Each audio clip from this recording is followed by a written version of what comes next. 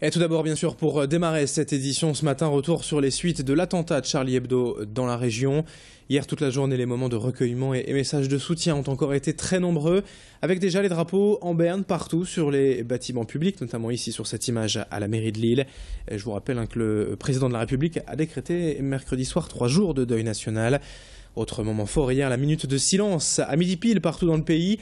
Nous étions sur Grand Lille TV avec les forces de l'ordre hier au siège de la DDSP, la direction départementale de la sécurité publique, pour vivre cette minute solennelle en hommage aux 12 victimes de l'attentat, dont 2 policiers, je vous le rappelle, 2 fonctionnaires morts dans l'exercice de leurs fonctions en voulant protéger les autres. Avec en plus hier matin à Paris la mort d'une jeune policière lors d'une fusillade. Il y avait beaucoup d'émotions hier dans les rangs de la police. Et on écoute ainsi le chef de cette DDSP du Nord, Didier Péroudon, au micro de Xavier Silly. C'est un hommage aux personnes qui sont mortes. Et puis c'est surtout l'affirmation que nous sommes attachés à un certain nombre de valeurs républicaines et que nous sommes prêts à les défendre. Et il y a chaque année un nombre relativement important de policiers qui décèdent. Là, les conditions sont très particulières. C'est quelque chose qui a beaucoup plus choqué l'opinion que d'autres morts qui sont plus discrètes. Voilà. Après, la police est aujourd'hui en première ligne et comme je l'ai dit tout à l'heure, elle ne faillira pas. Autre image forte hier soir à Roubaix, ce grand rassemblement sur la Grand Place. Quelques centaines de personnes se sont réunies comme dans d'autres villes de France depuis 2 jours pour témoigner de leur soutien aux victimes et dire toute leur indignation face à la barbarie de cet attentat. D'autres rassemblements sont encore prévus ce week-end partout en France, à Paris notamment avec cette grande marche républicaine dimanche, mais aussi chez nous dans la région avec une manifestation solennelle. Demain après-midi, à Lille, une marche au départ de la porte de Paris et en direction de la place de la République à 14 h demain. Une manifestation solennelle à l'appel des associations et notamment du club de la presse Nord-Pas-de-Calais. 7h32 en direct sur Grand Lille TV et dans le reste de cette édition et de l'actualité cette semaine dans la région. On enchaîne avec toute autre chose et ces images de la construction actuellement d'un énorme coffre-fort à Saint-Gin-en-Mélantois. La Banque de France a en effet lancé il y a déjà quelques semaines un chantier colossal pour bâtir le centre fiduciaire Nord-de-France, une véritable forteresse de 5000 m², hyper automatisée et à la sécurité optimale. C'est ici que sera prochainement triée et stockée toute la monnaie en direction du Nord-Pas-de-Calais. Un investissement important pour la Banque de France, près de 30 millions d'euros, mais nécessaire pour moderniser son réseau et réorganiser tous ses services fiduciaires. Présentation et explication au micro de Thibaut Paqui. D'un outil qui sera à la pointe de ce qui peut se faire en termes de sécurité et de logistique. Ça sera un centre véritablement de référence mondiale. Nous en créerons 2 en France, un sur la région du Nord-Pas-de-Calais et prochainement, dans 1 an, il y en aura un qui sera créé sur l'île de France. C'est ici que nous traiterons l'essentiel, la totalité des pièces et des billets qui seront en circulation en région Nord-Pas-de-Calais. À partir de 2016. À partir de 2016, ouverture programmée juin 2016.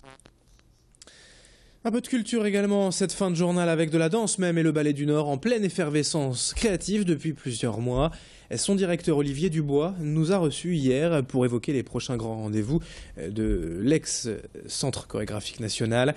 Entre des participations à l'année culturelle Mons 2015, une carte blanche au Louvre-Lens et le temps fort de la saison fin mars, le spectacle Jouvence dédié aux artistes locaux, accueillis depuis des mois en résidence de création. Le Ballet du Nord se veut plus que jamais un lieu de vie, un reflet de la richesse et de l'audace créative des jeunes artistes de Roubaix et de la région. Explication complémentaire avec le directeur lui-même à propos de ce spectacle au printemps intitulé Jouvence. Alors ça sera d'ailleurs l'ouverture du coup de Jouvence qui s'appelle Mon élu noir sacre 2, hashtag 2, et avec Germaine Aconi qui est juste là. Et donc c'est le 2e volet d'une collection de 12 sacres. Et en fait j'essaie de faire une dissection du sacre du printemps.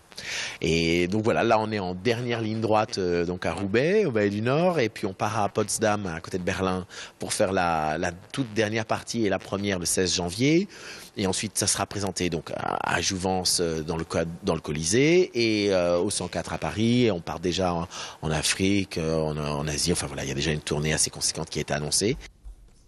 Puis un peu de sport aussi pour finir avec demain à Waterloo, la 9e édition du gala de Full Contact, salle Roger Salengro.